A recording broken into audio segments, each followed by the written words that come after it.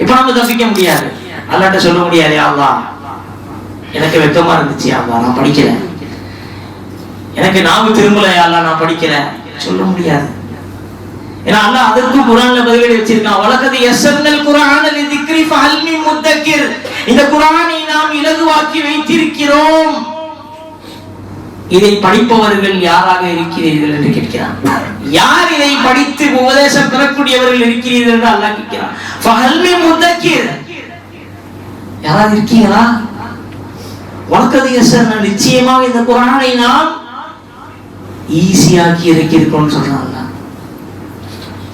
அப்ப நம்ம அல்லாஹ் சொன்னதை பொய்ப்பிக்க முடியுமா? குர்ஆன் கஷ்டம் சொல்ல முடியுமா? அல்லாஹ்வே ஈஸின்னு சொல்லி இருக்காங்க. அப்போ ஒருவன் கஷ்டம் சொல்றானா அப்ப அவன் அல்லாஹ் பொய் சொல்றான்னு சொல்றான் அர்த்தம். நவுது பில்லாஹி மின் ஜாலிக். அல்லாஹ் இது பொய் படி சுமத்த முடியுமா? அல்லாஹ் பொய் சொல்லுவானா? யோசிச்சு பாருங்க, கண்டிப்பா முடியாது. நம்ம இந்த உலகத்துல வாழும் பொழுதே குர்ஆனோடு தொடர்பு இல்லாமல், அதை ஓத தெரியாமல், அது ஓத முடியாமல், அது ஓத முடியாது என்று சொல்லி அதை கஷ்டம் என்று சொல்கிறோம் என்றால் அல்லாஹ் சொன்ன அந்த வசனத்தை பொய்ப்பிப்பதற்கு சமம்.